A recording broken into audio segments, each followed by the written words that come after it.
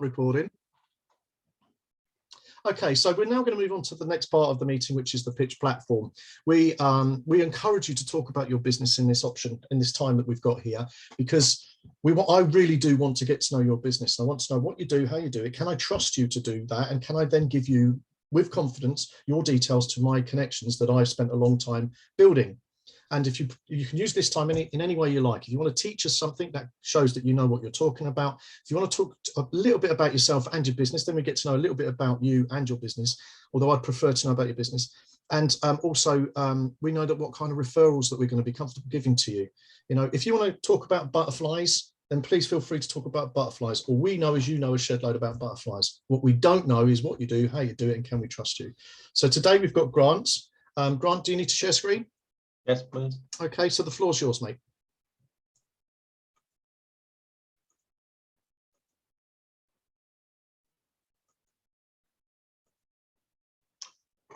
Well, good morning all. How are we? I'm going to talk to you a little bit about my business, but I'm going to talk about a very specific part of it. I'm going to talk about long-term care costs. People are concerned about them. They want to know if they can do anything about them. And I thought I'd deal with it in two aspects: how it affects married couples and how it affects single people. If you think about it, you're in one of those two categories. You can't be in another category. You're either married or you're single. It doesn't matter what the other badges are, divorce and all that sort of stuff. You're in one or other. You can't be in both. So care considerations about this are part of a very complex thing, which is called a will. And I know people tell you it's very simple. It is incredibly complex. It's got a lot of legal ramifications. I'm taking one little bit of it and I'm just going to talk about that so that you've got some idea. For anybody that's concerned, if you're a UK taxpayer, what I'm talking about is a different approach to the level of care that you've already paid for. So as a taxpayer, you've paid into the system in the United Kingdom and you're going to get a level of care come what may. I'm talking about the choices you have around that. I describe it as the choice of hotel. That's probably a little, a little cheeky, but if you've already paid for a level of care through your taxes, you just want to be able to make a decision for the person that you love to see whether or not you've got a choice for them. And that's what this discussion is all about, whether you've got that option to pick something different for the people you want. So why are people concerned about care costs? Well, I'll get straight into it. One of the real reasons that they're concerned about that, I don't know why you've got a mark at the top of my screen, John, but I'm sure it'll go away. When you've built up an estate through your life and you put all sorts of stuff into it, an estate, by the way, is, you know, is houses and cars and shares and factories and businesses. If that all disappears down the road to a care home because you've done all the wrong decisions, that's a bit annoying, and that's why people are getting concerned about it.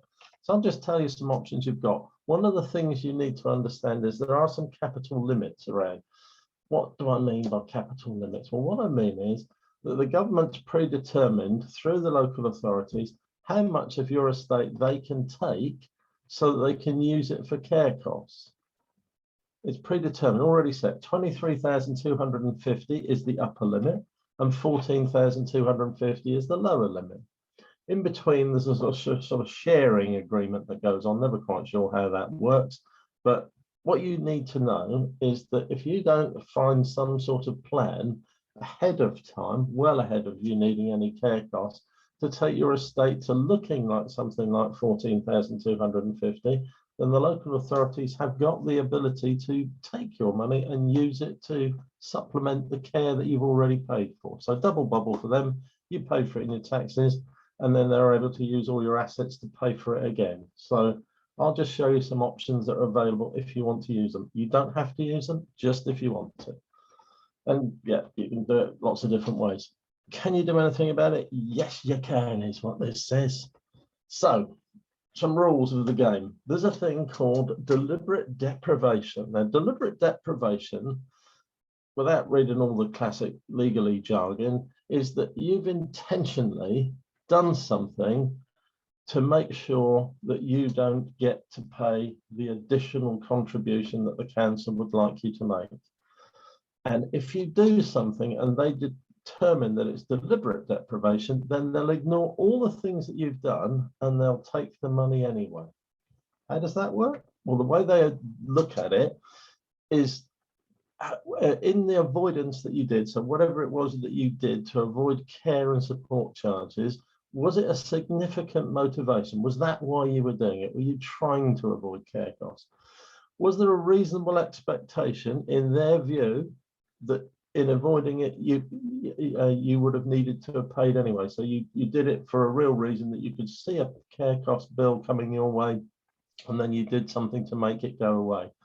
And if there was any of those reasonable expectations, then they are going to basically take your money anyway. So those are the rules that they do it by. And unlike a court of law, where you trot along and you're innocent until you're proven guilty, if they believe there's a doubt that you've done something, they'll take the money first, and then you'll have to get it back.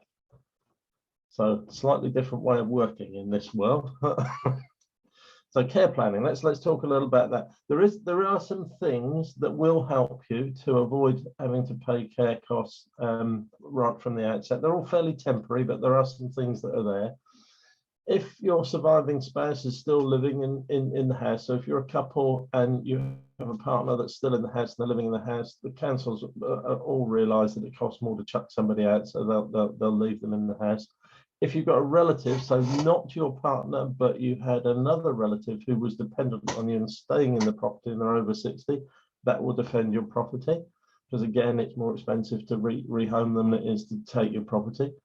If you've got somebody with incapacity that was permanently living with you, again, that'll protect you. And if you have a minor who was dependent on you in the property, think about some of those things. The minor is unlikely to be with somebody who's likely to go to care because the age gap is different. It does happen, but it's less likely. Most of those are relatively temporary, so you couldn't really rely on those because people pass on and then that protection disappears. So if you want to look at something more permanent, we have some ideas for it. I'll look at married couples, give you an idea, tell you a little bit about a case study. So typically, the biggest asset that most people have in the UK is their home. That's the sort of thing that most people have. And typically, most people jointly own it.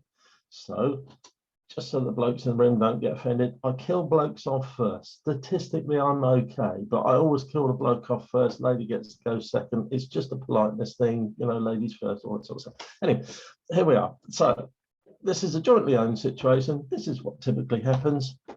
Bloke bites the dust. House gets given to his partner, his wife, because that's how jointly owns. If you jointly own something, automatically goes to the other person who you jointly own it with. Doesn't matter what it is, that's the law. So it's gone to that lady, and then of course she will unfortunately go into care. Her house will be sold and all of the proceeds will be used up to 14,250 for the cost of her care, which she had already paid for and her husband had already paid for. Isn't that marvelous? Don't you all think that's a good idea? No, probably not. Anyway, there's another way. Tenants in common. If you've never heard of tenants in common, I'm going to give you the fastest explanation of tenants in common going, which is this one. Tenants in common means you split the house in two and you have what's known as joint tenancy, or tenants in common is the most common phrase. And it gives you a shareholding in your own property. So you've got 50% each, 50% of the man, 50% of the woman, or whatever your couple is made up from. And what that allows me to do, which is marvelous, I get to sell your will, you have to put a trust in place, all that good stuff. No, forget all that, but I do. If you've done it properly, you'll have a will and you've structured everything around your 50% so that it's beautifully cared for and looked after. And then when I do the normal thing, which is to pop off the bloke, he disappears. His part disappears down into trust, which is a marvelous piece of graphics, I think, and he disappears from all the other scenarios. Then what happens, which is great, is that when the lady needs some care, they come along and do a financial assessment of her property and they say, ha, let's take your house. Answer, wrong. And I'll explain why in a minute, why that's wrong. You are not able to do that in this scenario because her house, 50% of it is now owned by a trust. And the trust is like one of the people in the temporary scenarios, except that it's permanent. And therefore the value of the property is zero. So you can't take it, there's nothing to go. The estate is protected and it'll go to the people that you wrote in the will that I created for you. That's how it works. You want to know if it's real? Well, there's a little piece of legislation that says joint interests in land specifically are excluded from the Care Act. That's a law. And it's also predicated on what a willing buyer will pay for it. So if you've got a sitting tenant in your house, the trust, your house is pretty valueless because nobody wants to buy something that somebody else is living in. It makes it difficult. So that's why that works. There's a piece of case law which I can refer to for that. And if you want to know in the real world how that happens, Mr. N in this particular case is not me. It's another bloke who happens to have a name that starts with N. All right. Basically, he entered long-term care in 2020, and he had a discretionary family trust in place since 2018, so a good couple of years before all this, when his late wife passed away. He was financially assessed by the authority, and they decided that they would take his money, that they would start using his money. Now, that was a bit unfortunate because his son had been listening when we did the will, and he said, well, I don't agree with that. That's wrong. That's not what you should be doing. And so he went to the local authority. He said, look, we've got a family trust in place. They have a 50% share in it. I think it makes my father's property worthless. And to top that off, I went to the local estate agents and they gave me a valuation, and they also think it's worthless because it's got a sitting tenant of a trust. They went back to the council, and within 2 months, the council had reviewed the case and thought, oh, crikey, we're wrong. And they refunded his money and didn't take any further from him. The power of a trust, real life, really happening. Single people, completely different way of dealing with things, but similar sort of outcome. For single people, so lady's unfortunately discovered she needs to do some planning after she's got rid of her partner, husband, whoever it was. And so she's now owning a property. Is she just vulnerable? No, there is something we can do for her as well. So, well before you're looking at long-term care, she's sadly lost her husband. Now wants to think, what am I going to do about residential care? Can I do anything? Yes, she can. She can put something in place well in advance of needing care costs. So you're perfectly well, you know, everything's going good. You can put in place a thing called a probate protection preservation trust, if I say it correctly. What happens here is we take your house, brilliant graphics, watch this, John, you'll love it. And the house disappears into a trust. It's great, it's gone, look, it disappeared. And that's what happens inside the lady's estate. The house has disappeared. It's disappeared into a trust. It's no longer hers. And the whole emphasis of this is that when the nice man from the council comes along and says he'd like it, it's not there anymore. What does the probate trust give you? It gives you the trust. It also conveys, so that sells your house to a trust. In effect, it's doing a sale of that. It gives you some legal cover so that there's anything should go wrong, you've got something to work out. And it also gives you a money back guarantee to say that if you put this in place and something should go wrong and it isn't covered, we'll give you the money back and your costs are covered.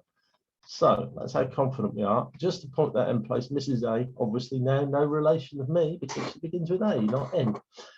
Mrs. A actually set all this up for herself in 2015, perfectly healthy, life's going good, you know, wants to set this in place.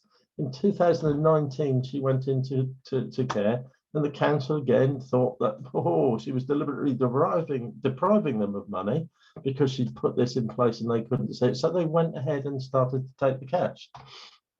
Her trustees, which happened to be her kids, said, that's not right. We're not happy with that.